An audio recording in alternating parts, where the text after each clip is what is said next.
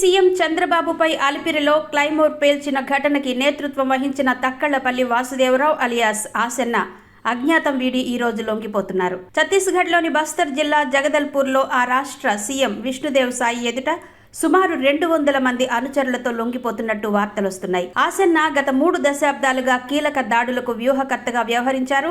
AP CM చంద్రబాబుతో పాటు మాజీ సీఎం నేదురుమల్లి జనార్దన్ రెడ్డిలపై బాంబులు పేల్చి హత్యాయత్నం, 1999లో ఐపీఎస్ అధికారి ఉమేష్ చంద్ర హత్య, 2000లో నాటి హోంమంత్రి మాధవరెడ్డి హత్య లాంటి ఘటనలకు ఆసెన్న నేతృత్వం వహించినట్టు నిఘా వర్గాలు అప్పట్లో చెప్పుకొచ్చాయి.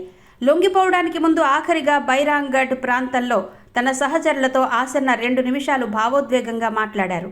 ఇందులో కేడర్ను రక్షించుకోవడం ముఖ్యం, ఏదైనా చెయ్యాలంటే ముందు బతికి ఉండాలి, అందుకే లొంగిపోవాలనుకుంటున్నాం, ప్రజాస్వామ్య పద్ధతుల్లో మా పోరాటం కొనసాగిస్తామని అందులో ఆసెన్న చెప్పుకొచ్చారు. మల్లోజుల వేణుగోపాల్ 60 మంది సహచరులతో మహారాష్ట్ర సీఎం ఎదుట మొన్న లొంగిపోయిన విషయం తెలిసిందే.